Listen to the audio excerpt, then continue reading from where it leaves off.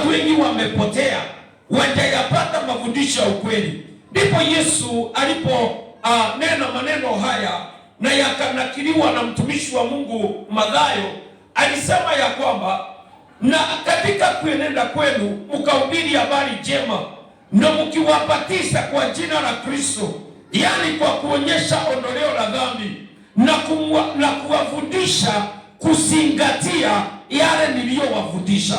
We have to teach them how to adhere to the teaching of the Bible, to the teaching of the Word of God that is guaranteed of life and eternal life. Bwana Yesu asifiwe sana. Kwa hivyo katika Injili tunahubiri, lazima tuwafundishe watu wakapate kulishika neno na kutembea nalo na kuweza kulifundisha hata kuliaminia watu wengine. Bwana Yesu apewe sifa. It becomes unfortunate wakati watu wajakaa chini kufundishwa. Kwa hiyo Yesu aliposema walipobatizwa, walipofanywa mambo mengine yote, alisema na wakaketi chini wafundishwe. Sema amina. Paulo akinena na kanisa, alipokuwa anaongea na Timotheo, alimwambia neno lake Mungu rafaa kwa mafundisho. Sema amina. Jambo la kwanza Paulo alinena na Timotheo ni kwamba neno lake Mungu rafaa kwa kufundisha. Namba 2 akasema kwa kukemea, na namba 3 akasema kwa kuanchipisha. Bwana Yesu asifiwe sana. Akasema ili mtu wa Mungu awe amekamilika katika kazi iliyo njema. Praise the Lord Jesus Christ. Kwa hivyo neno lake Mungu tunaowafundisha linavaa kwa kazi njema ndani yako. For you to become a believer who is strong, who is able to stand all the tempest of time, who is able to stand even in the evil time, lazima upepe neno la Mungu ndani yako. Sema amina. Na hapo ndipo ninasema ya kwamba ukikunja katika mafundisho, we need to see, tuone kitabu yako, tuone daftari mahali unaandikia neno, na tuone Biblia yako mahali ambapo pia ni mahali unasoma hilo neno. You cannot be a disciple kama huna kitabu na huna Biblia. Bwana Yesu asifiwe sana. Haleluya. Kwa hivyo ninasema ya kwamba katika kanisa la Kipentekoste ni lazima tuwe na jambo hili ndani ya mioyo yetu, ya kwamba lazima tufundishwe na tufundishike katika kuyashika maagizo. Maana wale wamepewa mafundisho wakayashika na kuyazingatia, kuna mambo Mungu anayatenda katika maishani mwao. But kama hatujapokea mafundisho, kuna shida na kuna taabu kwa wale wameitwa na Mungu. Bwana Yesu apewe sifa. Leo nafundisha what a believer should know about disciple and disciple. Ama muumini anafaa kuelewa jambo hili kuhusu mwanafunzi. Bwana Yesu asifiwe sana. And disciple. Praise the Lord Jesus. What a believer should know about a disciple. Mwanafunzi ni mtu wa namna gani?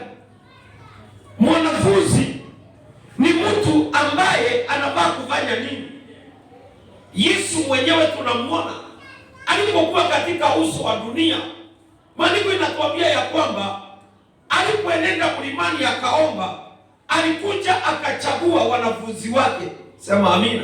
Amen. Na baada ya kuwafundisha, baada ya kuwachagua, aliposhuka kutoka mlimani, tunaona ya kwamba hakupanda tu mlimani akaenda akakaa huko tu akakuja kimwili akachagua watu. Hapana, akiwa amejaa Roho akachagua watu aliokuwa anataka atembee na wao. Watu watawafundisha, wazingatie mafundisho yake, na hata atakapoondoka katika uso wa dunia, wale watu watapepa yale mafundisho aliyowafundisha. Sema amen. Amen. Praise the Lord Jesus. Amen. Nao wanafunzi Yesu alipojichagulia, aliwafundisha, aliketi na wao chini na akawafundisha mambo mengi. Mathayo akiongea mambo yake akasema, alipoketi nao chini ya mlima wa Beatitude, aliwaambia kubarikiwa ni Akasema kubarikiwa ni wenye mioyo safi, watamwona Mungu. Kubarikiwa ni ninyi hata watakapokuwaudhi na kuwatenda mambo mabaya, furahini na mshangilie, furaha yenu ni kubwa mbinguni. Bwana Yesu asifiwe sana. So Yesu aliketi na wao chini ya mlima na akawafundisha. Aliwafundisha mambo walifaa kuyazingatia, walifundishwa mambo walifaa kuyapepa, na maisha ya Ukristo ikapate kuendelea vizuri. Bwana Yesu asifiwe sana. Nataka tuangalie a disciple. What believers should know that disciple is a term most often used in the New Testament to describe followers of Christ.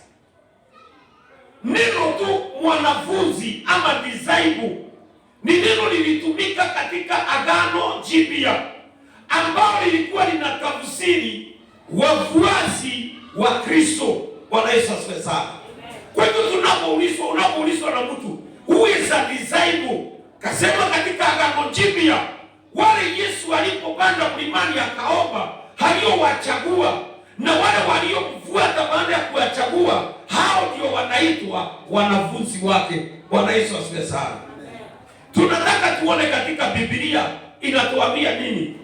Msomi wa Biblia kuwa tayari sasa. A Bible reader. Amen. Hai, kwani mmeanza kujishikanisha hapo na nataka kunisomea Bible. Wewe hapo iko hapo. Basta. Kumbe unavuja sheria ya Mungu. Bwana Yesu asifiwe sana. Tusomewe John chapter 8 verses 1. John chapter 8 verses 1.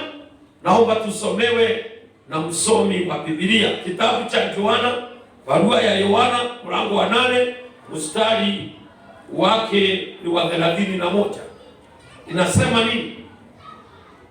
Tunataka kuona mwanafunzi ni mtu wa namna gani. Tumeambiwa point number 1. Mteule anafaa kujua mwanafunzi ni wale watu waliochaguliwa wakamfuata Kristo. Na je, wewe unamfuata Kristo? Kama unamfuata Kristo, hata wewe ni mwanafunzi wake. Sema amina. Amen. Naomba tusomewe. Basi Yesu akawaambia wale wanafunzi waliomwamini, nanyi mkikaa katika neno langu, mmekuwa wanafunzi wangu kweli kweli. Mtaifahamu kweli, nayo hiyo kweli itawaweka huru. Bwana Yesu asifiwe sana.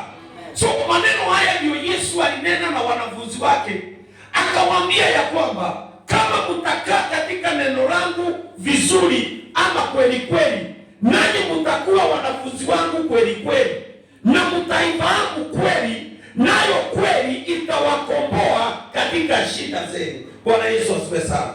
Kwa hivyo mwanafunzi lazima awe na tabia ya kukaa.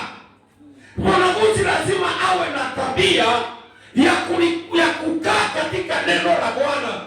Mwanafunzi lazima awe mtu wa kulifuata neno la Kristo kweli kweli. Sema amina. Amen.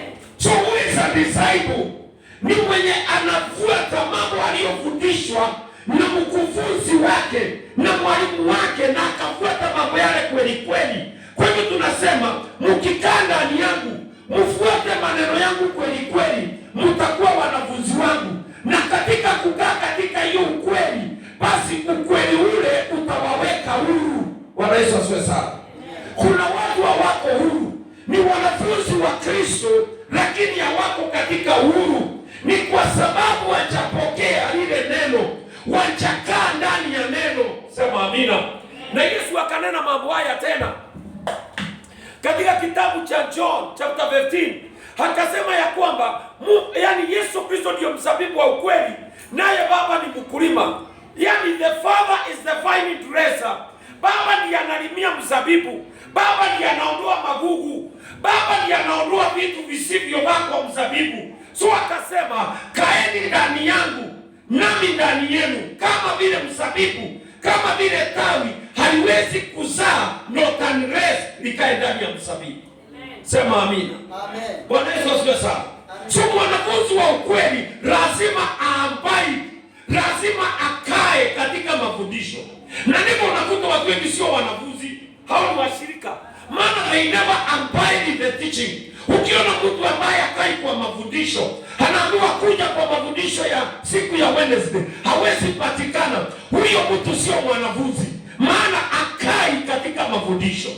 Sema amina. Amen. So aliwaambia wakae ndani ya mafundisho na wakuwe wanafunzi kweli kweli. Bwana Yesu asifiwe sana. Wakaamua pia wakajua hiyo kweli, nayo kweli itawakomboa katika shida tuliyo nayo. Kuna ukweli unafaa kuupata katika neno la Mungu mpendwa, ili ukapate kukamilika kuwa mwanafunzi aliye imara. Kuna ukweli unafaa kujua kuhusu maombi. Kuna ukweli unafaa kujua kuhusu fasting. Kuna ukweli unafaa kujua kuhusu mwanafunzi, ili ukakuwe mwanafunzi aliye kweli kweli. Bwana Yesu asifiwe sana. Haleluya. Haleluya. Naomba tusomewe Matendo ya Mitume mlango wa 11, 25 na 26. Tunataka kuona mwanafunzi ni follower of Jesus Christ. Ni mwenye anafuata Yesu Kristo. Anamfuata pale karibu sana. Bwana Yesu asifiwe sana. Haya tusome.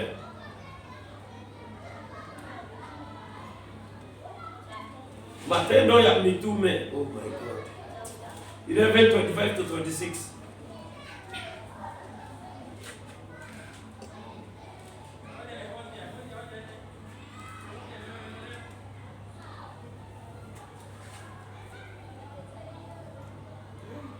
Kisha akatoka akaenda Tarso kutafuta Sauli.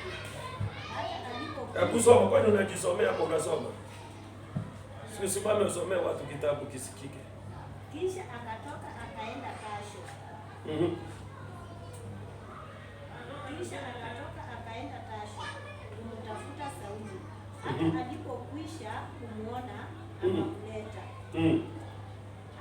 Antiokia.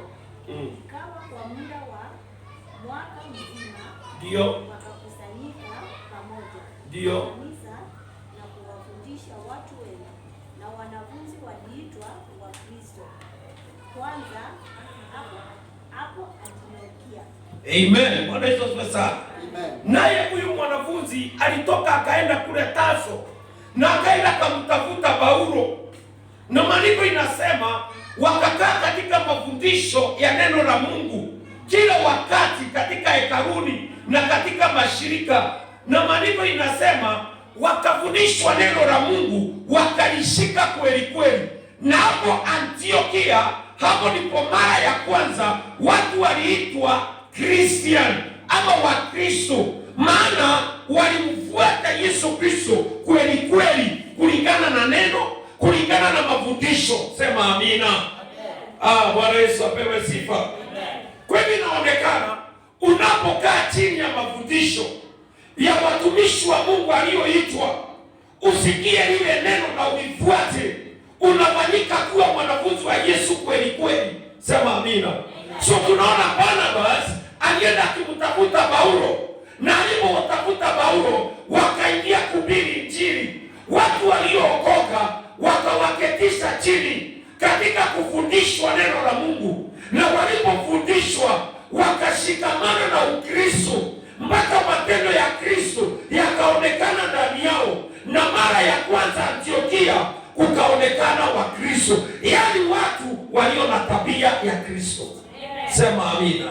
Ni lazima tufundishwe mpaka tuonekane tabia ya Kristo imeupika ndani yetu.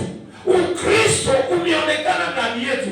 Je, mtu akiingia kwa kanisa la kiroho nowadays anaweza ona Ukristo? Anaweza ona watu wanafanana na Kristo katika mafundisho, katika kumsifu Bwana, katika kumwabudu Bwana? Maandiko inasema in every aspect of the disciples that were in Antioch, they look like Christ Jesus, because inside them the teaching of our Lord Jesus Christ and consumed their life, and they right came with Jesus Christ. Bwana Yesu asifiwe sana. Walifanana naye. Mbele wa Mungu Mkristo Mwanafunzi wa ukweli anafanana na Kristo. Sema amina. Amen. Kama wewe ni Mkristo, then unafanana na Kristo. Bwana Yesu asifiwe sana. Na matendo ya Kristo lazima yaonekane. Maneno unayoyatamka lazima Kristo aonekane ndani yako. Another point, what the believer should know, that the disciple is a committed runner who is submitted himself as a servant, as a student to Christ, as he is a master, a teacher, in continuing relationship. Yani lazima tujue mambo haya. Jambo la pili, ya kwamba ambiriva lazima ajue mwanafunzi ni mtu ambaye aliye committed, ni mtu aliyejitolea kupata mafundisho ya Ukristo, ni mtu ambaye anamwita Yesu mwalimu, naye anakubali kuwa mwanafunzi. Useme amina. Bwana Yesu asifiwe sana. Nikikwambia uje na kitabu hapa, unakuja na kitabu, maana mimi ni mkufunzi na wewe ni mwanafunzi. Nikisema ukuje na Biblia, ukuje na Biblia, maana mimi ni mwanafunzi, mimi ni mwalimu na wewe ni mwanafunzi. Bwana Yesu asifiwe sana. Haleluya. So you must be a committed runner. Na kitu kimetupungukia katika Ukristo ni kuwa committed, mtu aliye devoted, mtu ambaye amejipeana katika, yani kutumikia Kristo kwa kujitoa. Wakristo wengi tulio nao ni watu wanakimbia huko na huko wakitafuta huduma, lakini they don't want to sit under the teaching of Jesus Christ, wapate kupokea mafundisho yanaweza kuwasaidia. Na ndipo unasikia wakati mchungaji wao hawako karibu, hao watu ni wanyonge na wadhaifu, hawawezi enda mbali. Lakini mwanafunzi anayekaa chini ya mafundisho ya Yesu Kristo, mafundisho ya mwalimu wake, na amekuwa committed, ayaelewe mafundisho anayofundishwa, huyo mwanafunzi anakuwa mwanafunzi kweli kweli. Hawezi anguka na hawezi rudi nyuma. Huyo mwanafunzi hata mpeleke Sodoma na Gomora, kule watu walianguka na immorality, hataingia huko na atoke akiwa salama, maana ni mwanafunzi amelishika neno na akalishika kweli kweli. Bwana Yesu asifiwe sana. Kuna mwanafunzi, yani kuna mshirika anaweza ingia watu wakipiga masengenyo na wanasengenya hata mafuta makubwa ya Mungu, lakini anaenda pale hawezi jisurvive, hawezi survive hiyo kikundi, anashika. Hai, kweli mlikuwa mnasema hivyo, na ni kweli kabisa, ameshaingia, ameshikwa, maana is not a committed believer, is not a committed Christian ambaye anafundishwa hapo, is not a committed runner, amekubali kufundishwa mambo ya Mungu na kuyashika kweli kweli. So what should a believer know? A believer should know that he must be a committed runner, ambaye amemchukua Yesu Kristo akiwa mkufunzi, naye amekubali kuwa mwanafunzi, na anze kufundishwa mafundisho ya Biblia yanayohusu Kristo, amuelewe mapana na marefu yake. Sema amina. Kuna kuelewa Mungu, kuna kumwelewa Kristo katika mapana na marefu yake. Sema amina. Bwana Yesu asifiwe sana. Nasema Bwana Yesu apewe sifa. Haleluya. Katika njia hii tunafundisha mafundisho haya, yani a believer should know ya kwamba yeye he must be committed believer, lazima awe committed runner. Bwana Yesu asifiwe sana. Kwa nini mtoto anajuanga kutembea kwa haraka yule anabebwa na mama? Maana anafundishangwa na mama vile atatembea. Mama anamshika mikono hivi, anampeleka, anamshikilia. Sometimes anafikiria tu mama amemshika na mama amemwachilia, anaanza kutembea peke yake. Mtoto hajawahi jua kutembea, wakati ameshikwa na mama ametembea, yeye ni rana na mama ni mkufunzi. Anapoanza kuenda na mama anaenda, mama anamwachilia. Wakati mwingine kana vile ni kameachiliwa, kanaanza kuyegaega, kanaanguka chini. Sana akakashika tena, anakapeleka hatua, kanasahau kwamba kameshikiliwa na mama. Baadaye mama anakaachilia. Next time mtoto amesha learn, hata hitaji kushikwa na mama atembee, atajipeleka mwenyewe. Bwana Yesu asifiwe sana. That is how a Christian should behave. Mtu anafundishwa, anashika, na kisha elewa, amekuwa mwanafunzi kweli kweli. Bwana Yesu apewe sifa. Haleluya. Tusomewe John chapter 13 verses 12 to 17. Nataka tusomewe. I think you should have many people having the Bible. Mtu ambaye anatusomea. Hallelujah. Bwana Yesu asifiwe sana. Tusomewe John.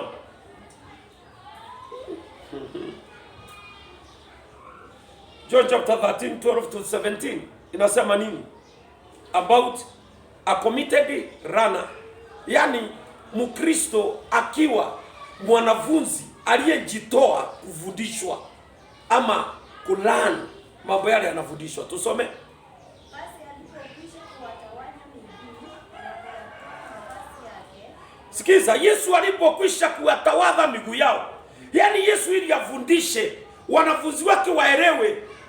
Alipotaka kuwafundisha ili washike mambo aliyokuwa anawafundisha, alichukua tawe akaifunga kiunoni, alafu akachukua maji na akamwambia, leo nataka kuwatawadha miguu. Na maandiko inasema akachukua maji akawatawadha, na baada ya kuwatawadha akawapangusa miguu na tawe. What was Jesus demonstrating? A spirit of a servant. Mkufunzi ambaye anaweza fundisha kwa matendo. Bwana Yesu asifiwe sana. Amen. Kwa nini Ukristo umekuwa hauna radha? Maana wale wanafundisha, they preach water, but sometimes in the evening they take a very big cup of wine. If you preach water, then you must take water. Bwana Yesu asifiwe sana. Ndipo Yesu mafundisho yake yalikuwa tofauti. Kile alifundisha kiliambatana na matendo. Basi akachukua maji na karai, akaweka chini, akamwambia waeke miguu pale. Petero akataka kuleta kichwa, akamwambia Yesu, jamani, kama unataka kuniosha miguu, naomba hata mwili wangu nioshe. Na Yesu, yani Petero akawa anakataa kutawadha. Yesu akamwambia, sikiza, kama sitakuosha hii miguu yako na nikupangushe na hii tao, haufai kuwa mwanafunzi wangu. Bwana Yesu asifiwe sana. What did Jesus demonstrate? That he was a teacher. Alikuwa rabbi, anafundisha, na yale anafundisha yanavaa kubebwa vizuri. Bwana Yesu asifiwe sana. Amen. Tuendelee chini. Na kuyatoa mavazi yake na kuketi tena. Akawaambia, je, umelewa na hayo niliyowatendea? So Yesu baada ya kufanya mambo yote akaketi chini, akauliza, jambo nililolifanya kwa kuwatawadha miguu na kuwapangusa na tayo, mlielewa ni nini nilimaanisha? Mlielewa nilikuwa nawafundisha nini? Bwana Yesu asifiwe sana. Amen. Tuendelee. Nani mwaniita mwalimu? Nani mwaniita mwalimu? Na mwana. Nani mwanena vema? Maana ndivyo nilivyo. Lakini ikiwa mimi nilivyo mwana wa Mungu na mwalimu,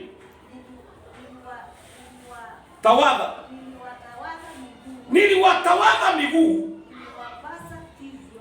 inawapasa vivyo kutawadha wengine miguu. Nanyi kwani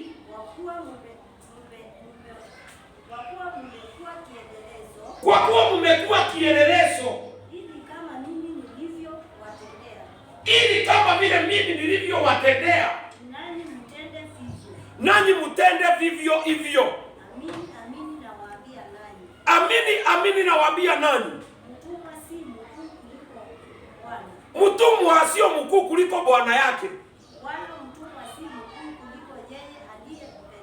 wala mtumwa pia sio mkuu kuliko yeye aliyemtuma. Mkiyajua hayo, basi endeni nanyi mkiyatenda. Bwana Yesu apewe sifa. Mwanafunzi ni mtu anachukua mambo amefundishwa, anayafanya practical, alafu anaenda akiyafanyia wengine.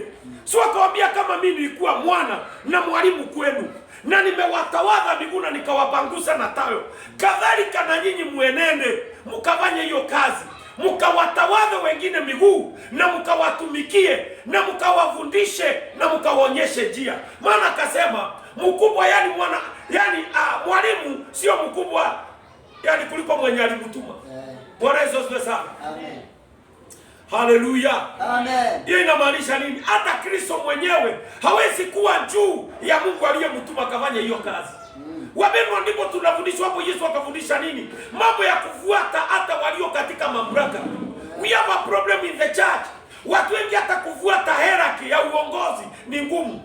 Unakuta mtu ni praise and worship, na wakati kwa mfano, nimesema kwa mfano, na wakati kiongozi wa praise and worship anaongea, yeye achukulie jambo lile likiwa la muhimu.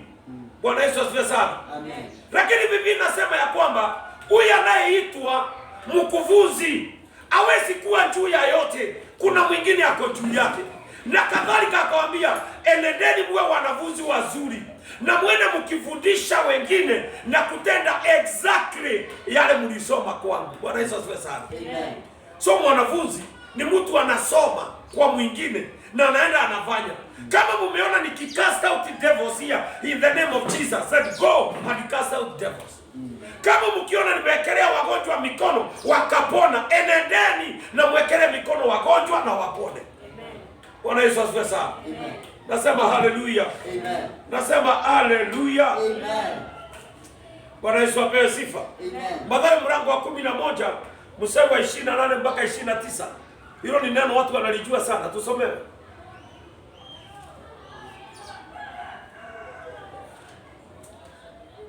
Amen.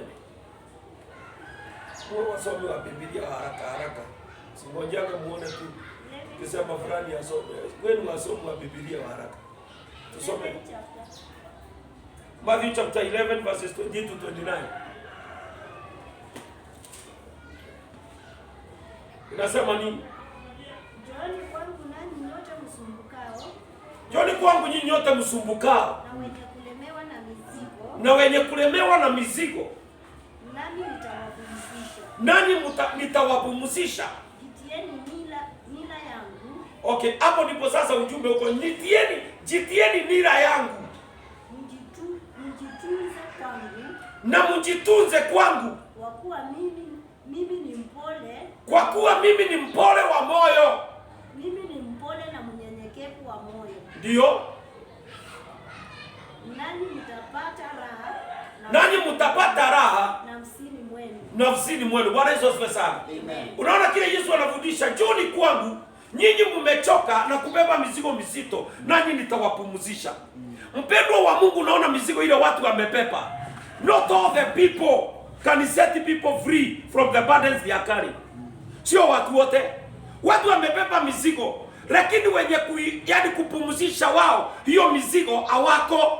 Kwa sababu hao watu wajakaa kwa mafundisho wakajua watatoa hiyo mizigo namna gani. Akasema basi kama mnataka kufanya hiyo kazi mzuri ya kupumzisha watu mizigo, njoni kwangu mjifundishe na mimi. Sema amina. Amen. Come and run to Jesus. Yeye ni mpole wa moyo, he is meek and he is humble in the spirit. Sema amina. Amen. Kwa hivyo mtu atabeba characteristic ya kuwa yani arana mwanafunzi wa Yesu ambaye anasoma, ni mtu ameweka mambo yote kando, amekubali Quran kusoma kutoka kwake.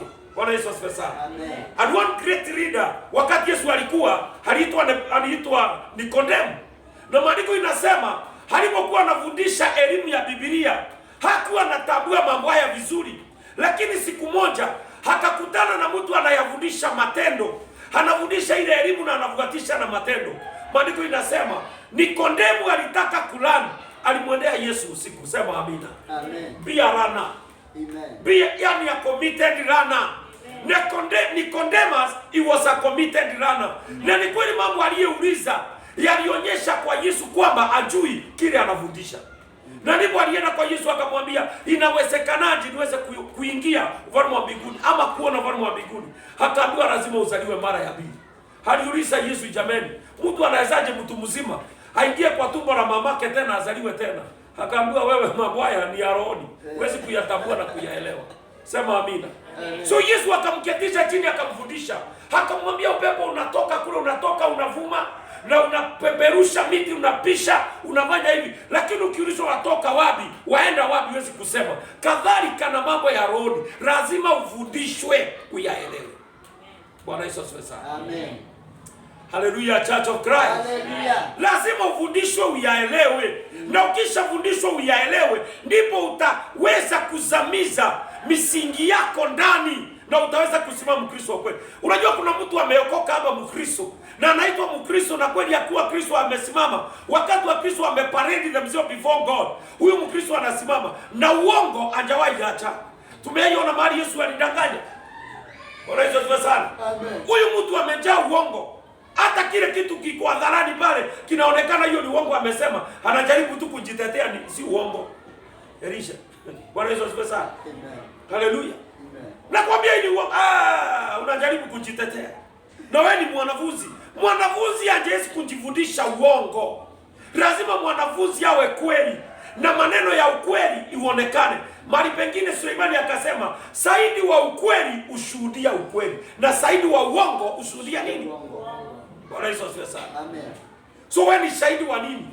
Wewe ni shahidi wa ukweli, na ukweli umeurani kwa nani? Maana Yesu alikuwa truthful in whatever he was. Hata alipokuwa mbele ya mahakimu, hata alikuwa mbele ya wakubwa wa dini, aliongea ukweli. Hata kama wakati kifo kinaonekana kinanukia, aliongea ukweli. Sema amina. Amen. Bwana Yesu asifiwe sana. Amen. Lazima uwe shahidi wa ukweli. Lazima uwe shahidi unayeongea ukweli, sio shahidi wa kusudia uongo. Bwana Yesu asifiwe sana. Hallelujah. So akasema jifundisheni kwangu.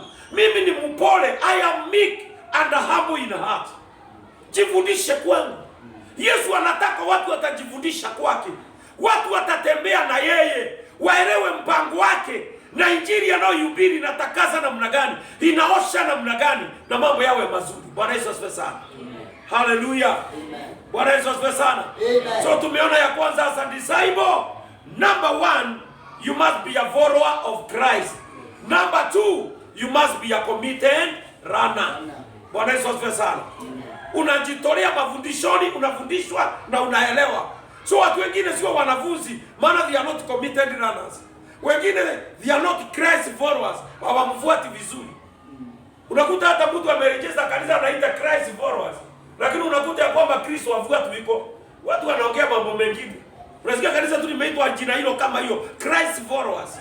Lakini ukifuata uone Kristo anafuata hapo ndani hayuko. Bwana Yesu asifiwe sana. Amen. Hapo unasikia ya kwamba hii ni umbarozi wa Christ Lion of Judah.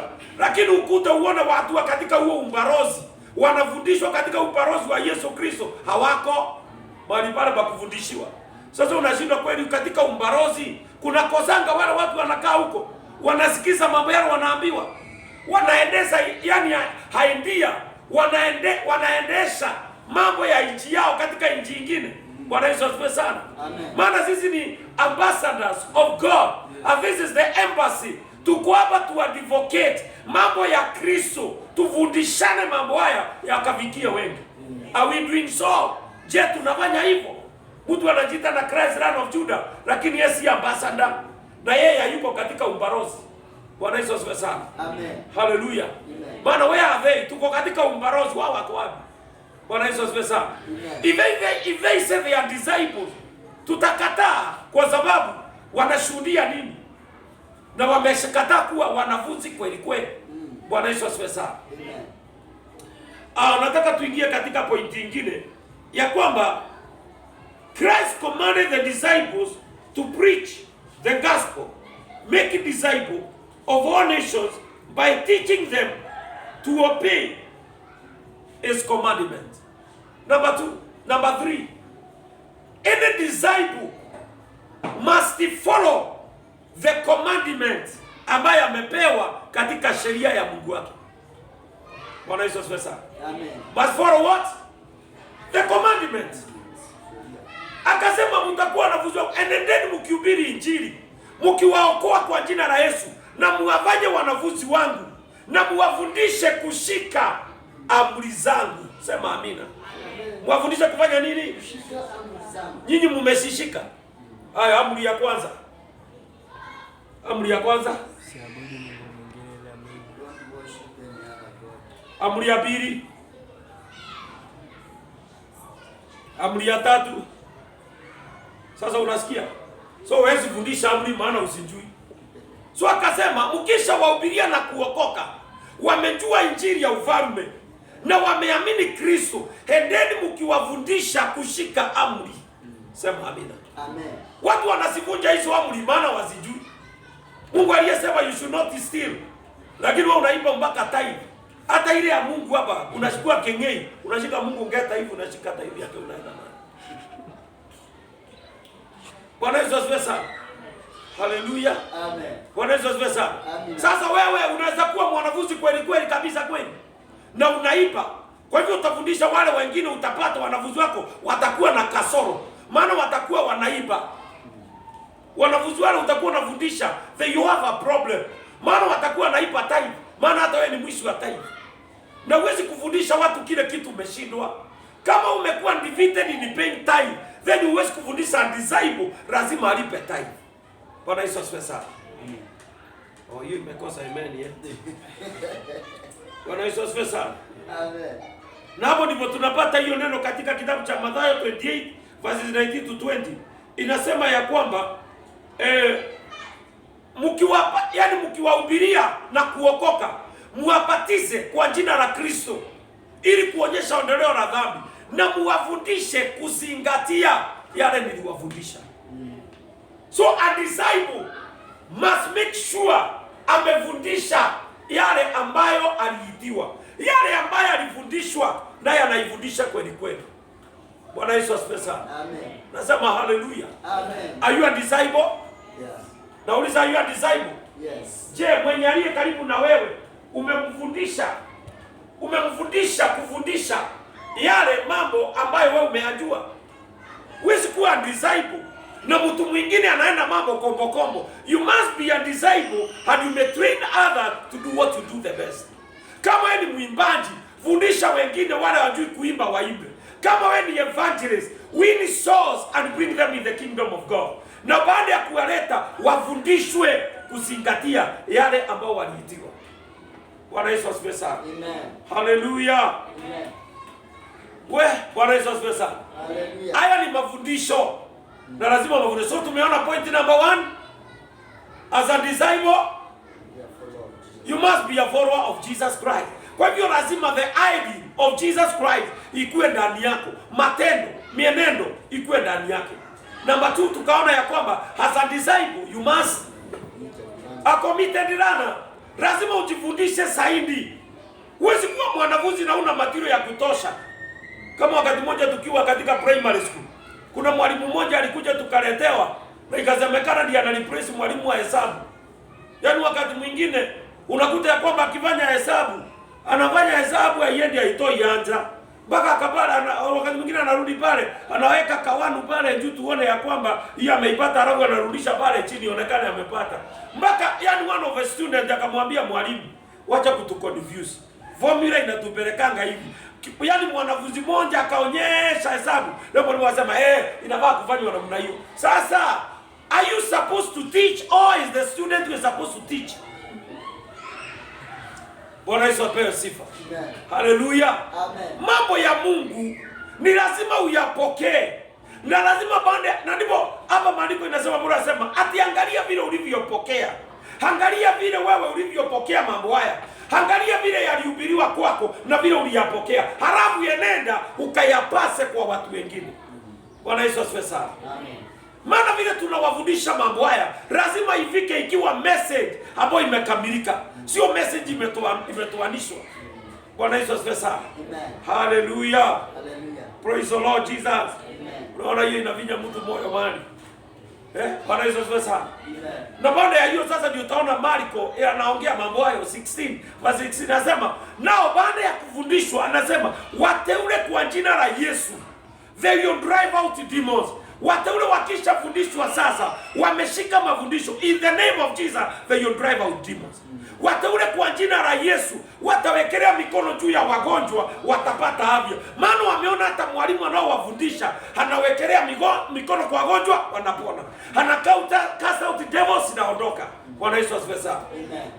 Akasema wateule kwa jina la Yesu watakunywa hata poison, yani watarogwa, wakunywe sumu, lakini ile sumu haiwezi kuwadhuru. Bwana Yesu asifiwe sana. Amen. Maana wamekuwa na Yesu ndani, na Yesu ameingia ndani yao, amewafundisha kushinda all type of poisons, akazishinda katika jina la Yesu. Bwana Yesu asifiwe sana. Amen. Haleluya. Amen. Nasema haleluya. Amen.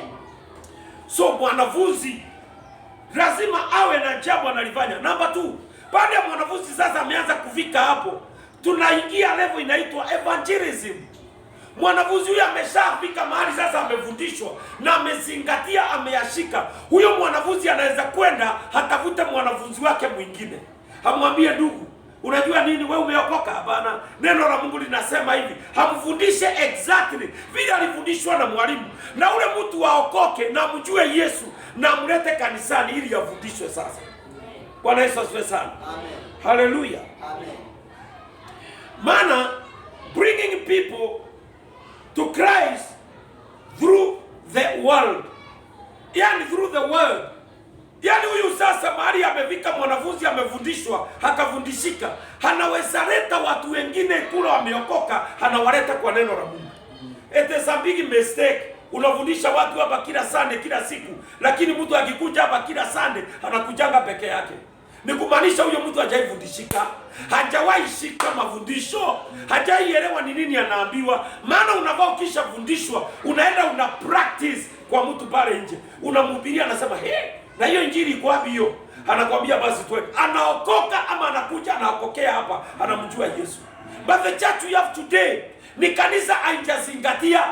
Watu tunakanga kwa kanisa tu ni kukaa, lakini tunavaa kuwa disciples. And a good disciple, a good disciple, well trained, a good follower of Jesus Christ. Mtu amefundishwa commandment akazishika, anaweza change another person in the world kupitia kwa hiyo injili, na mlete kwa wokovu na afundishwe kuzingatia. Bwana Yesu apewe sifa. Nasema Bwana Yesu apewe sifa. Amen. It is a mistake kama wewe huwezi kuini, so unavaa kila wiki unaleta nafsi moja kwa ufalme wa Mungu kwa sababu umefundishwa. Nasikia hiyo kama iko na amen. Maana watu sio wanafunzi. Bwana Yesu asifiwe sana. Amen. Haleluya. Amen. A disciple ni mtu anaweza tenda matendo ya Kristo. Bwana Yesu asifiwe sana. Amen. Another point, edification. Kuna mwingine baada ya kufundishwa, yeye sio mwinjilisti sana, lakini anaweza kufanya kitu naita edification. Ni mtu anaweza kutana na mtu amevunjika moyo, anampatia himizo, na yule mtu anapata kutiwa nguvu na anapona moyoni mwake. He can edify through the word of God. Na hapo ndipo tunaona building people to Christ through the word. Hallelujah. Amen. Building people up to maturity in Christ through the word. Sasa kuna mwingine hapa, yeye hawezi kwenda kuhubiri pale, lakini ule amehubiriwa, anakaa naye chini kwa new believers class, anamwambia ndugu, sasa umeshaokoka, uliambiwa pale kuja kwa Yesu, Yesu ni asali, kuja uonje asali. Basi baada ya kuonja hiyo asali, maisha ya Kristo sio tambarare hivi, kuna kupanda na kushuka. Maana lazima ukatae haya. Anamuedify ule mtu alichi to the maturity, haweze kukomaa, hafikie kimo cha Kristo. Oh, ayenda amen. Amen. Amen. Bwana Yesu asifiwe sana. Amen. Nasema Bwana Yesu asifiwe sana. Amen. Ni kwa nini tuna watu viwete katika injili? Mtu anahubiri injili, unasikia injili hata ni kama imepoteza njia, haina mwelekeo. Ni kwa sababu mtu ule hakukaa chini, hakaweza kuwa edified to maturity. Watu wanatoa utoto wa kila aina katika mbele ya madhabahu, kwa maana wajafundishwa. So wengine wanapokomaa baada ya kufundishwa kuwa a Christ follower, kuwa a committed runner in the ministry of disciples ama discipleship, huyo mtu anakuja anakuwa mtu anaweza ku-edify the body of Jesus Christ. Anainua watu, wanafikia ukomavu. Mtu hatarudi akiingia na huku. Mtu ambaye ameokoka hata kuwa na mambo ya kuingia katika mambo aliyokoka akatoka ndani yake. Hatasimama kwa msimamo wa neno la Mungu na kulipeleka kwa wengi. Haleluya. Bwana Yesu apewe sifa. Amen. Haleluya. Amen. Nasema Bwana Yesu asifiwe sana. Amina. Tukiangalia katika Wakolosai mlango wa kwanza 25 mpaka 29. Pastor Dennis, tusomee hiyo. Wakolosai mlango wa kwanza mstari wa 25 mpaka 29. Inasema nini? Shakabusha la bahanda.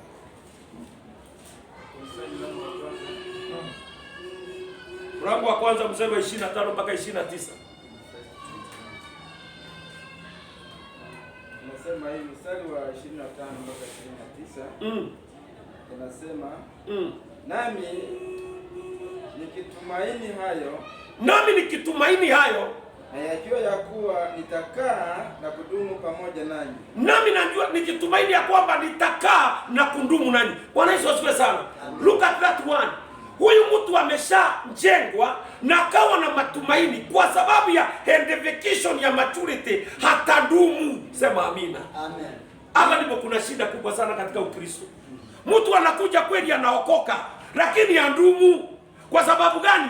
Hakuna mtu anaitwa a new believer class, mwalimu anayefundisha kuidentify the body of Jesus Christ. Ndipo wale wanaokoka wakapate kuyashika yale waliofundishwa. Wale walioaminia wanayashika, baadaye wanadumu. Bwana Yesu asifiwe sana. Amen. So unasikia hapa akisema, kwa hivyo kwa sababu ya kupokea hayo nitadumu. Tuendelee chini ndugu. Ili mpate kuendelea na kufurahi katika imani. Watu wengi hawana furaha katika imani, maana wajajengwa kwa imani hiyo. Sema amina. Amen. Bwana Yesu asifiwe sana. Amen. Wajajengwa kwa nini? Kwa hiyo imani. They are not well built in that faith. Watu wanasikianga mambo ya imani, lakini imani hiyo hata hawana. Bwana Yesu asifiwe sana. Amen. They don't have that faith. Bwana Yesu asifiwe sana. Amen. Lazima wadumu katika mafundisho ili waweze kupata imani. Na ndivyo tunaambiwa na Ibrania akituandikia. Paulo mwenye aliandika kitabu cha Ibrania alisema, imani huja. Nasema imani huja. Kwani hamjui? Imani huja kwa kusikia, na tena kwa kusikia neno la Mungu. Kwani unafikiria mwandishi aliandika akiwa hapa kichwani ni kama haelewi masomo? Aliyesema imani huja kwa kusikia, na sio kusikia mara moja, kwa kusikia tena neno la Mungu. So it is a continuous thing. It is persistence. The much you continue to listen, you develop faith in you. Bwana Yesu asifiwe sana. Amen. Nasema amina. Amen. Unapoendelea kusikiza maneno ya masengenyo, utakuwa msengenyaji. Maana utaendelea mpaka utakuwa professional gossiper. Ukiendelea kusikia neno la Mungu, utalisikia na ulisikie, na imani itajengeka. You'll be a minister of faith. Utahudumia watu imani. Bwana Yesu asifiwe sana. Amen. Hallelujah. Hallelujah. Nowadays kuna vipawa nyingi viko katika Biblia na si exercise. Nowadays ndio unakuta katika kanisa. Ukienda ukiambia watu wanaombea kwa wanapona. Hayo sema hizo ishara zilikuwa zinatembea na Yesu. Haziko kwa wakati huu. Hakuna mtu anafundisha mtu anaweza tembea na gift of healing. Ainue mtu imani, havike mahali, anawekelea kichwa mkono ikiwa inauma sana inaacha. Siku nyingine mnaingia kwa maombi na unamfundisha neno zaidi. Hanaamini, unamwambia unajua nini? Hata mtu akiwa na asima anaweza pona. Mnaenda mnawekelea mkono wa mtu wa asima mkono, asima inakauka. Hiyo mafundisho yatafundishwa na nani? Sasa unakuta kanisani mtu yani you are pastor. Lakini wewe ni pastor, unataka tukuitange kajina mzuri pastor. Lakini ile kazi pastor anafaa kufanya ufanye. Sema amina. Amina. Maana unafaa kuinua watu ambao wana kiwango kama kile uko nacho. Praise the Lord Jesus. Amen. Hallelujah. Amen. Naonekana mtu mmoja ni kama ndiye anafundisha hapa, anasema amina, wale wengine ndio. Huwezi kuitwa jina unakulia jina nzuri bure. Na hilo jina wewe ulifanyia kazi. Bwana Yesu asifiwe sana. Amen. You must be a teacher. You must edify. You must correct. You must raise up viwango ndani ya watu katika imani, waweze kuwa watu wanajua mpango wa Mungu. Tuendelee chini mzee. Siri ile iliyofichwa tangu zamani zote. Sikiza, siri ile iliyofichwa kutoka zamani zote na tangu visasi vyote na kutoka generation na generation, bali sasa imefunuliwa kwa watakatifu wake. Bali sasa imefunuliwa. Mark that one, kufunuliwa. Simamia hapo, kufunuliwa. Wakati tunafundisha neno, kuna mambo tunavunua kwa watu. Yamefichika, hii ni siri imefichika. but we are making it revealed to the people. We are making it revealed to the generation. Wale wanataka kusikiza, wawe watu wana kiungo, watu wawe na mazo za kiroho. Bwana Yesu asifiwe sana. Amen. Ni wakati niliokoka, nilipofundishwa, mwenye alinifundisha alikuwa tu ananiambia, brother, kile kitu unavaa kuwa nayo ni maso ya kiroho. Sasa namuuliza, maso ya kiroho bwana? Maana najua kama maso ya mtu anaunga huku unainua vichuma hivi. Sasa ukiona vijana wengi wana bidii ya kuunga, wanaunga huku wainue chuma, lakini hawezi kuinua chuma za kiroho. Wakikutana na kapepo kandogo tu, mtu anatimua mbio na amejaa hivi, ana miudha, lakini hawezi simama mbele ya pepo, kwa sababu ameinua miudha, ako na miudha ya juu. Akifanya mikono hivi anaonekana vile amevura, nafanya hivi, mambo ni sawa, lakini mambo ya kiroho hana maso. Sema amina. Amen. Bwana Yesu asifiwe sana. Amen. So mwenye alinifundisha aliniambia, brother, tafuta sana kuwa na miudha ya kiroho, kuwa na maso za kiroho. Yaani umejaa, umemea misisi mpaka una kitu unaweza toa na kitoke. Bwana Yesu asifiwe sana. Amen. Haleluya. Amen. Na nilikuwa mwanafunzi ambao nilikuwa committed. Mimi ningeona pastor amefanya kitu, lazima akitoka hiyo kanisa aingie, akitapoingia kwa gari yake aniambie, kwani yeye alifanya aje? Hiyo inafanyika aje? Yaani nilikuwa najua ni mtu ambaye anataka kujua sana. Hata mpaka siku moja hiyo pastor aliniambia, "Wewe nawe, hakuna kitu wewe sitaka kujua. Naambia kila kitu. As a disciple I want to know everything. If it is possible." Bwana Yesu asifiwe sana. Amen. Haleluya. Amen. Bwana Yesu asifiwe sana. Amen. Na kitu moja, hata alikaa kwa muda mrefu bila kunifundisha. Naona tu anafanya ajui. Naona anawekelea mkono kwa mtu. Akiwekelea tu mtu anaenda chini. Sasa najaribu kufikiria, what is this? Kwa nini nini inafanyika? Si ati anasukuma, lakini amewekelea mkono tu. Nguvu imeingia, huyo mtu amejaa roho baba ama ameanguka chini. Najiuliza nini? Naenda namuuliza Bwana, hii nayo inafanyika aje? Akaniambia ngoja, hii itakuja baadaye. Siku moja niliamua bana, hii hata sasa kama anifundishi, nikaenda nikachukua nafasi, nikaenda mlimani, nikavunga siku 3 mara ya kwanza drivers. Mara ya kwanza nikamwambia Mungu, nataka kuona. Nimwekelea mkono, nikaona mtu ameingia. Nakwambia Mungu alitenda, maana nilikuwa na ile shauku. Nilikuwa na shauku ya kulani. Nakwambia siku moja nilienda kwa kesa, nimetoka mlimani baada ya hiyo siku 3. Watu wakiwa kwa kesa, tumeomba. Nilifanya mkono hivi. Nikaona kanisa raidi mzima. Wakaenda chini. Kajua ya. Kumbe hii miudha inatafutwa kupitia kuingia ndani katika maombi na kuzama katika roho, naye roho anafanya kazi yake. Si kufundishwa hiyo na mtu. Hiyo nilijua kupitia kuingia ndani na kufanya practical. Wapendwa wa Mungu, mambo haya tunasikia tunafundisha hayapatikani na lazy person. You have to rise up and do your work. Do your homework. Bwana Yesu asifiwe sana. Nasema Bwana Yesu apewe sifa. Amen. Haleluya. Haleluya. Nayo ndio yanafanya Mkristo hawe imara, nawe committed. The discipleship is more of continuing relationship. What is discipleship? It's a continued relationship. Ni uhusiano ambao unaendelea. Bwana Yesu asifiwe sana. Haleluya. Kama leo nilikuwa na ndugu yetu Philip hapa, nilimwambia sasa, kwa sababu nimekufundisha mambo haya, nataka tufanye practical na wewe hapa. Nataka ukuje tupiga maombi hapa, tukapiga masaa mawili. Tunapiga. Akisikia ameishiwa na nguvu kidogo, anaketi chini. Namwambia ni sawa. Lakini nataka ushike kiwango ambao unaweza kushinda miungu inayosimama katika maisha mwenu. Kuna viwango ambao ukifika, mambo ambao unaonanga pasa akikuombea hata utahitaji pasa. Wewe unakutananga na unaambia wewe, as my pastor taught me, I order you, live in the name of Jesus. Na inaanza kuondoka. Kwa sababu umefikia kile kiwango. Bwana Yesu apewe sifa. Amen. So it is a continued relationship. Sema amina. Amen. Kama wewe unataka kuwa mwanafunzi vizuri, usikuwa unakuja katika ibada ya katikati ya wiki. Sasa wale tulifundisha sanctification, wote leo wako. Sasa tunaendelea na wengine. Tunafundisha discipleship. Hao watakuwa wameiva nusu. Ni kama mkate hujapinduliwa pande mbili. Alijua kutakaswa, lakini kujua kutoka kutakaswa, hajajua anatakaswa afanye nini. So atakanga hapo katika kujitakaza. Tu kila wakati ukiambiwa enda ukaekelea watu mikono, Mungu Baba naomba unitakaze unioshe. Unajitakaza wakati pepo pale inaua mtu. Sasa unavaa ufike kiwango, yaani umeshaiva. Yaani wewe ukiambiwa kazi imeinuka, ni kubeba silaha zote unasimama, naambia shetani sikiza. Hatukutengwa na kusafishwa na Mungu na kufundishwa bure. Nimekuamrisha ondoka kwa huyu mtu. Ama saa hii shoka za kiroho na moto na upanga na randi zifanye kazi. Adui akisikia hivyo, akisikia huyu mtu atazio mtoto, anajua silaha za kazi, ataondoka piu haraka. Bwana Yesu asifiwe sana.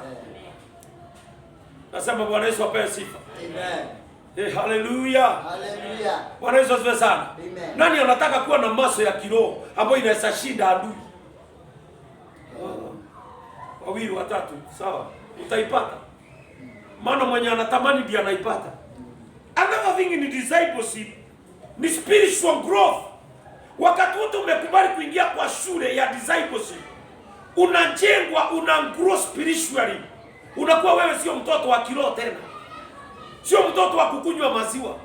Paulo akakutana na wajamaa pale Korintho akamwambia kwamba ijapokuwa nimekuwa na nyinyi kwa muda mrefu, lakini nilikuwa nadhania nikifika kwenu nitakuta wababa walio na viwango vya Mungu, lakini hata zaidi nimekuta ni watoto tu. Nyinyi bado ni maziwa mnahitaji. Bwana Yesu asifiwe sana. Unakuta Mkristo atafuta many years is a baby. Bado wanataka maziwa anyonye tu. Kwa sababu yeye hajakomaa. You must grow in the word of God. You must grow spiritually. You have to grow in understanding the word of God. You must grow in faith. You must grow in humility. You must grow in understanding what is the will of God upon your life. Unajua hata kujua mapenzi ya Mungu kwa maisha yako. Kujua mapenzi ya Mungu kwa kile unafanya, that is maturity. Bwana Yesu asifiwe sana. Maana hapa kuna mtu hapa ukimuuliza, wewe unafikiriaga ni Mungu alikuitia? Mimi basi hata sijui hata niko wapi. Yaani to understand what are you called for. Hiyo ni kiwango kikubwa sana katika ulimwengu wa roho. Bwana Yesu asifiwe sana. Uelewe vizuri. Ukomae kiroho ama ukatae kukomaa, Shetani atakujaribu na viwango vile vya watu wazima. Maana anajua umekaa miaka ngapi. Atakujaribu tu aone kama wewe umeiva. Maana kazi yake ni kujaribu. Aliomba ruhusa kwa Ayubu. Kama Ayubu angekuwa hajakomaa, angefanywa nini? Geisha hivyo. Matumaini yake na wokovu wake wote ni bure. Lakini alijaribiwa akiwa amekomaa. Hakuna Mkristo ambaye afikiangi wakati wa kujaribiwa. Na wakati wa kujaribiwa kwako kunategemea the discipleship. Wakati uliketi chini ukafundishwa na ukapata the spiritual muscle. Ukapata kuelewa neno la Mungu, ukapata kujenga imani, ukapata kuwa na roho ya humility. Ukakuwa humble. Unajua kuna mtu hata ana ile humility. Kila wakati wewe unakuanga na roho ya mbio tu. Umeona kitu kimekataa kutendeka kesho, badala ya kungoja sema by fire by violence, unaanza kuingia kule unjafai kuingia. Unajua by fire by violence nimeisikia na kizazi cha sasa. Vitu vya Mungu havipokelewi by fire na by violence. Hilo mnasema. Aliposema neno lile alisema, since from the time of John the Baptist until now, the kingdom suffereth violence. What does that mean? Sio violence ya babu haya tuchukue violence. Hakuna. Ni uingie katika ulimwengu wa roho, usome neno likuingie, unapoli practice linafanya kazi. Uingie mlimani, ufunge kula na kunywa siku 3. Ukitoka pale tumbo halina kitu, umejenga maso ya kiroho, na ukikutana na daimono hivi inakimbia mbele yako kabisa. Sema amina. Amen. Bwana Yesu apewe sifa. Amen. That's what we call discipleship.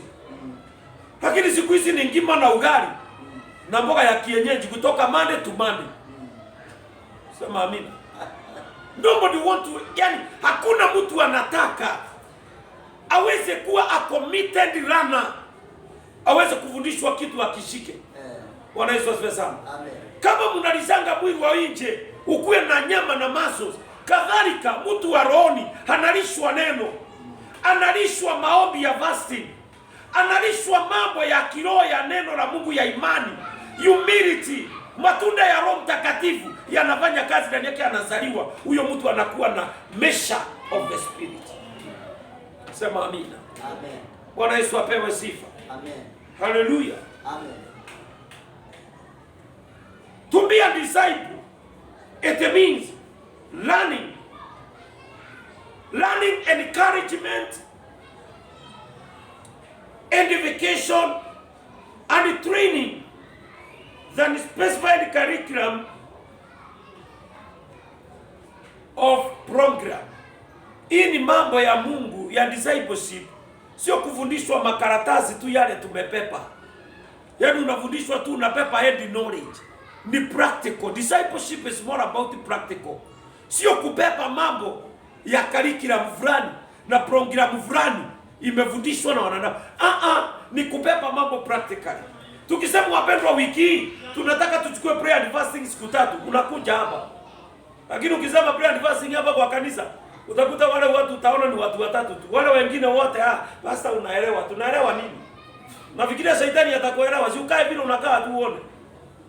Na hapo sasa wakati ule inafika wa kujaribiwa kwa imani yako. Maana imani ya kila mtu itajaribiwa. Kila kazi ya mtu itawekwa katika majaribio. Sema amina. Amen. So sema amen. Amen. Whether useme amen ama usiseme, whether you like it or not, kazi ya kila mtu itajaribiwa. Imani yako itajaribiwa.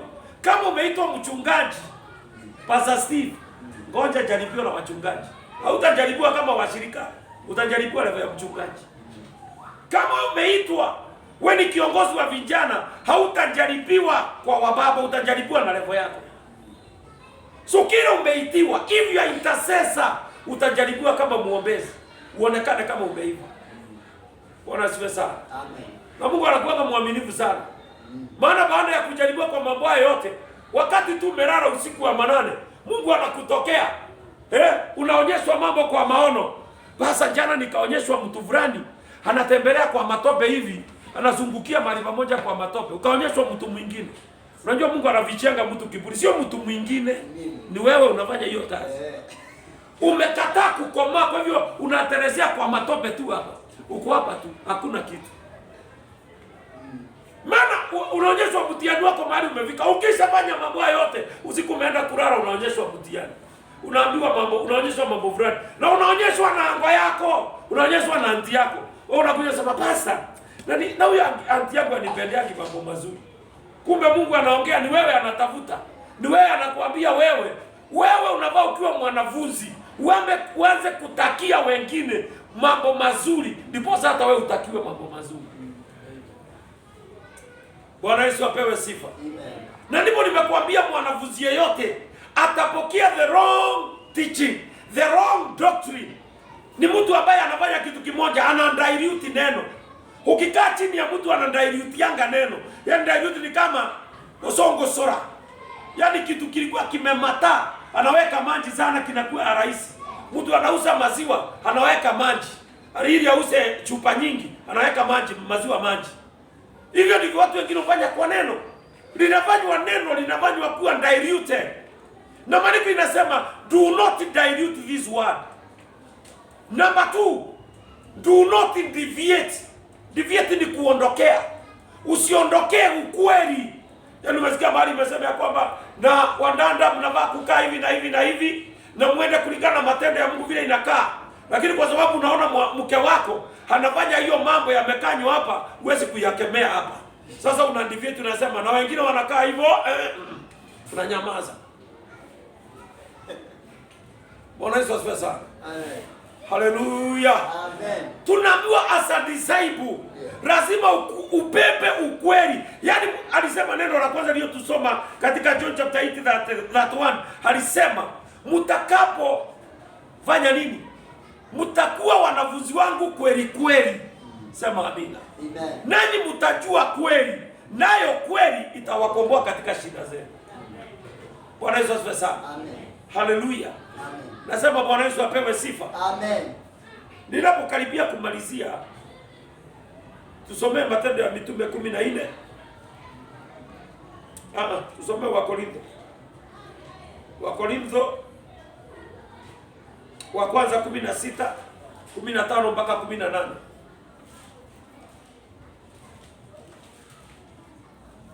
Utakuwa mwanafunzi namna gani? Hii topic inaendelea, sio siku moja tu. Nitaendelea nayo mpaka ujue how to be a disciple. Wakorintho wa kwanza 16 kuanzia 15 inasema tena ndugu na wasii unawajua watu wa nyumbani wa Stefano kwamba na Paulo anaongea na hao watu waliokuwa na shinda na wapendwa fulani walikuwa wanafunzi na wamefundishwa wakazoelea neno la Mungu na wakaanza kulifanyia kazi. Sasa Paulo akasikia wanamnuguno na maneno yasiyofaa kwa juu yao. Paulo akawaambia maneno haya, tuendelee tena. Ni malimbuko ya Akaya. Bwana Yesu asifiwe sana. Unasikia sasa? Akaambiwa msilalamike kwa sababu ya Stefana na huyu mwingine Priscilla. Hao watu ni malimbuko ya mtu. Ni malimbuko ya Akaya. Akaya alihubiri. Nao wandugu wakaokoka, akawabatiza, wakajawa Roho na wakashika mafundisho. Msiwapigie midomo. Hawa ni wanafunzi wa mtu. Tuseme amina. Amen. Haleluya. Amen. Tunapokuwa wanafunzi kweli kweli, tunakuwa wanafunzi wa mtu ambaye amewafundisha na wakashika ile elimu. Tuendelee chini. Nao wamejitia katika kazi ya kuhudumu watakatifu. Na wamejitia katika kazi ya hudumu watakatifu. Sio wahudumu watakavitu. Ni wahudumu watakatifu kwa sababu wamefundishwa na wakazingatia. Tuendelee. Watii watu kama hao. Maana walikuwa na wadharau, maana ni wamama. Paulo akamwambia muwatii watu kama hawa. Walilipa gharama, wakakaa chini ya mafundisho, wakafanywa wanafunzi. Haleluya. They became Christ followers, wakafuata kweli kweli. Wakakuwa committed runners, wakafuata kweli kweli. Wakaweza kushika amri na wakazitimisha kweli kweli. Wakaanza kufanya evangelism, wakafikia watu, wakawafikia mioyo yao, wakaokoka. Na juu ya yote wakakaa na wao chini, wakawafundisha mafundisho ya ukweli, wakayashika. Kwa hivyo watu wao wapewe heshima yao. Bwana Yesu asifiwe sana. Haleluya. Na kila mtu afanyaye kazi pamoja nao. Na kila mtu anayefanya kazi pamoja na hao mama apewe heshima. Sema amina. Amina. Kumaanisha nini? Unapokuwa mwanafunzi kweli kweli utaheshimika. Sema amina. Amen. Unajua kuna watu wanatafutanga kuheshimiwa for nothing. Lakini unapokuwa become a good disciple, hata perfect disciple, utaheshimiwa. Hata utapitanga tu nasikia mchungaji, Bwana asifiwe. Maana watu wanaheshimu kile kiko ndani wako na wanajua ni nini. Lakini mtu wa mzaa hapa na hapa. Bwana Yesu asifiwe sana. Amen. Katika zamani zetu hapo nyuma kuna ndugu mmoja alikuwa ni mpiga chombo. Wakati alikuwa anajiita yeye ni apostle. Nasikia ati ni apostle. Na mtu mzaa. Mdomo umejaa mzaa hivi. Hajaifikia mahali. Sasa akisema ni apostle. Tutoto tuingine kama mtoto mmoja alikuwa wa Mrs. Mwangi. Alikuwa akisema mheshimu apostle. Apostle wa kitu gani? Sasa unakuta ule mtoto anamdhaa. Maana anaona hakuna. Sasa wakiongea hivyo anaambia apostle, tunajua ni apostle Timothy pekee yake. Wewe sio apostle. Maana yeye anamzaa. Bwana Yesu asifiwe sana. Anamzaa. Amekataa kufika kiwango. Sema amina. Amen. Praise the Lord Jesus. Amen. Tuendelee chini. Nami nafurahi kwa sababu ya kuja kwa Stefano, Fortunato na Akaiko. Unasikia hao watu watatu, Stefana, Fortunatus na Akaiko. Hao ni watu walikuwa wameweka kiwango. Ni wamama lakini walikuwa wamekaa chini ya mafundisho ya Akaia, ambao walikuwa mwalimu wao, akawafundisha neno wakalishika, wakihubiri neno hawana mzaa na Mungu anaonekana ndani yao. Bwana Yesu asifiwe sana. Maana hawa wamenikirimia kwa wingi yale walikuwa wamefundishwa mpaka wakashika hata mambo ya kutunukia watumishi wa Mungu. Sio mtu anaambiwa ya kwamba huyu ni mtumishi wa Mungu mtafutieni kanyamuka nini. Habari. Wao wanajua tu mtumishi wa Mungu amewatumikia, wanajipanga, wanasimama naye. Bwana Yesu asifiwe sana. Something that is not there in our generation. Watu lazima wasukumwe ili wafanye matendo ya wema. Lakini hao watu Paulo aliwatetea akasema kabisa hawa ni wanafunzi wa ukweli. Kwa mambo ya ukarimu wamejua maeneo yao, kwa mambo ya utumishi wamejua mambo yao, kila kitu wanafanya sawa sawa na vile neno linavyosema. Bwana Yesu apewe sifa. Amen. Haleluya. Amen. Are you a disciple? Hebu ukiwa mwenzako muulize, wewe ni mwanafunzi kweli? Wewe ni kama hao wameongelewa hapo?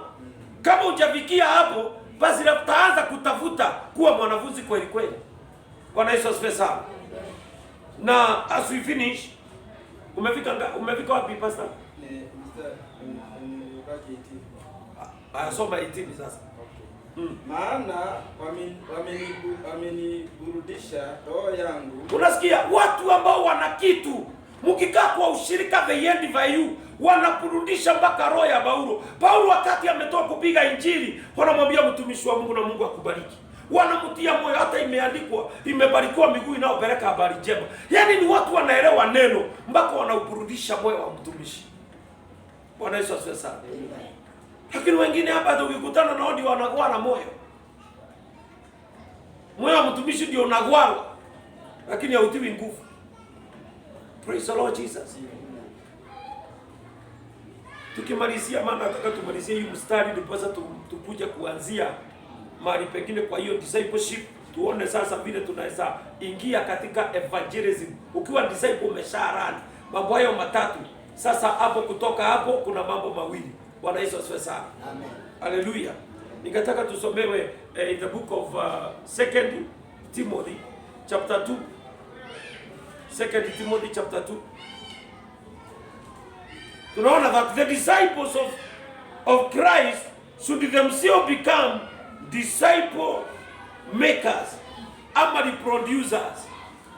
Wanafunzi wa Yesu lazima wawe watu wa kufanya wanafunzi wengine, ama watu wanazaa. Huwezi kuwa mwanafunzi na wewe uzai. Sema amina. Bwana Yesu asifiwe sana. Haleluya. Nasema haleluya. We must be productive. Hata Mungu alipo pale kuumba Adamu na Hawa pale katika shamba la dunia, aliwaambia zaeni muongezeke, muijaze dunia na muishinde. So Mungu anafurahisha na reproduction. Sio watu wanakaa mahali pamoja. Wewe ni Mkristo umeokoka miaka yote, hujaihubiria hata mtu mmoja, hujaiongea na mtu mmoja mambo ya Mungu ukamleta kanisani. Hebu nione mtu hapa umeihubiri, ukahubiria mtu, na huyo mtu unamuonanga hata kanisani, ama hata kama si hapo umekumhubiria ako kanisani mahali pengine, inua mkono juu. Umeiongea na Mungu mambo ya Mungu tu, mambo ya Mungu, na akaokoka, na akajua Mungu, akashika kerera ya Mungu na akaanza kufuata Mungu, na mahali hata ako mahali, hata kama ni nyumbani ama ni wapi, ulimhubiria. Inua mkono juu.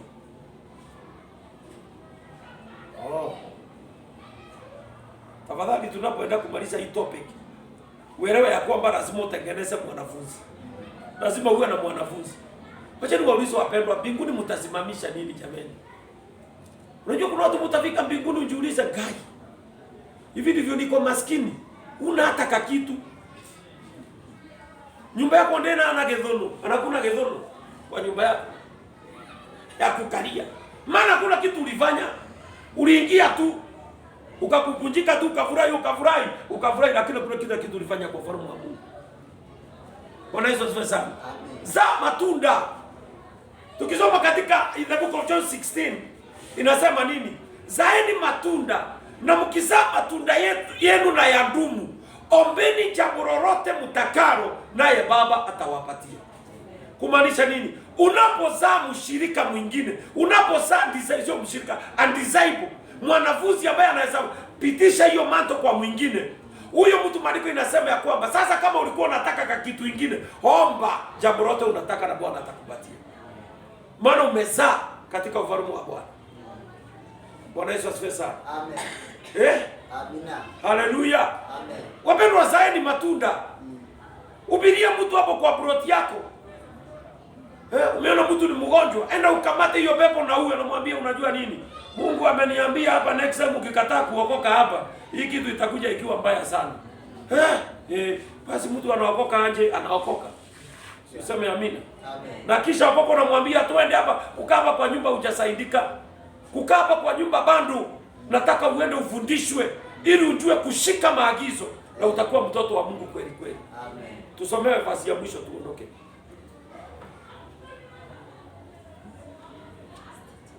Timotheo. 2 Timothy chapter 2 verses 2. Inasema nini?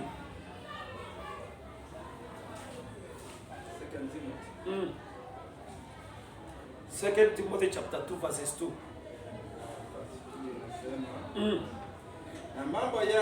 Na mambo yale uliyoyasikia kwangu. Sikia vile Paulo anaambia Timotheo. Wewe Timotheo nakufundisha. Unajua Paulo alihubiria Timotheo ambaye mamake alikuwa Muibrania na baba yake alikuwa Myunani. Kwa hivyo Timotheo alipohubiriwa na Paulo akafundishwa mambo makubwa mpaka leta Timotheo alikuja kuwa pastor katika kanisa la Ephesus. And it was a local church. Ilikuwa kanisa kubwa. Bwana Yesu asifiwe sana. Wacha usikie vile Paulo anamwambia. Endelea soma. Mambo yale na mbele ya mashahidi wengi. Rudia hapo kwanza maana ulianzia teke. Mambo yale uliyosikia kwangu. Mambo yale uliyoyasikia kwangu wewe Timotheo. Mbele ya mashahidi wengi. Mbele ya mashahidi wengi. Hayo uyakabidhi watu waaminifu. Bwana Yesu asifiwe sana. That is discipleship. Mambo uliyoona Paulo akifanya na akayafanya mbele ya mashahidi wengi, hayo mambo yachukue tena yakabidhi kwa mtu mwingine, na huyo mtu mwingine hayakabidhi kwa mtu mwingine, na huyo mtu mwingine hayakabidhi kwa mtu mwingine. That is discipleship. Bwana Yesu asifiwe sana. Amen. It is passing the mantle from one person to another. Hallelujah. Amen. Na hiyo ndio umeitiwa wewe. Sema amina. Amen. Bwana Yesu asifiwe sana. Amen. Kazi yako tu ni uniletea hapo, niambie huyu pastor aliokoka jana, nakaa naye pale chini, nafundisha neno, nampanda mambo yale nimeaminiwa, na yapanda ndani yake, namwekea mikono, natibua kipawa kilicho ndani yake, anaanza kutambua Mungu vizuri.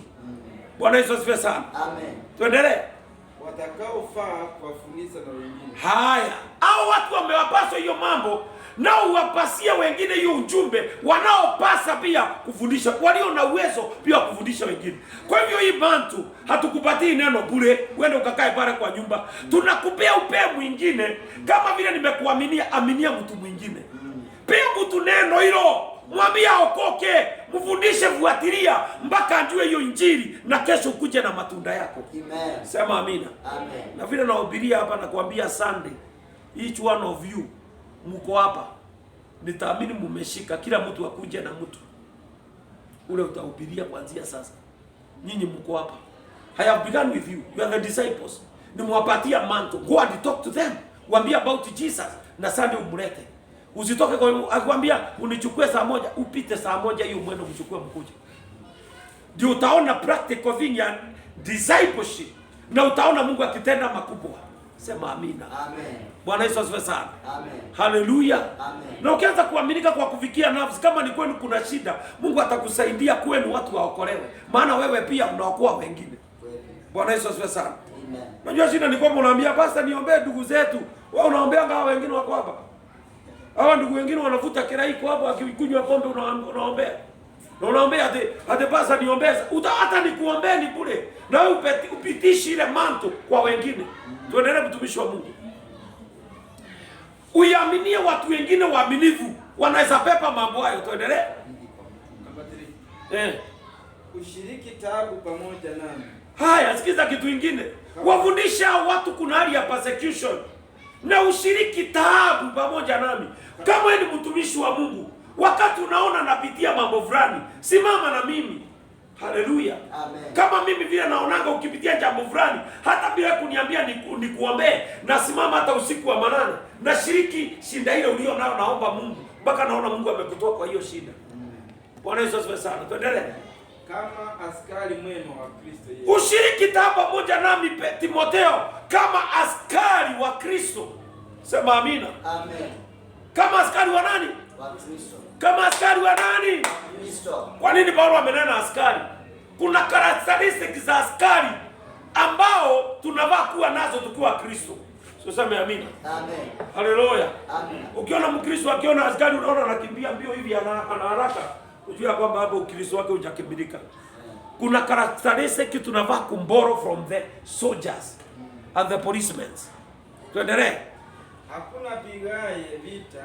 Hakuna kama askari wa Kristo, kama askari hakuna apigaye vita ajitiaye katika shughuli za dunia. Anajitia katika shughuli za dunia.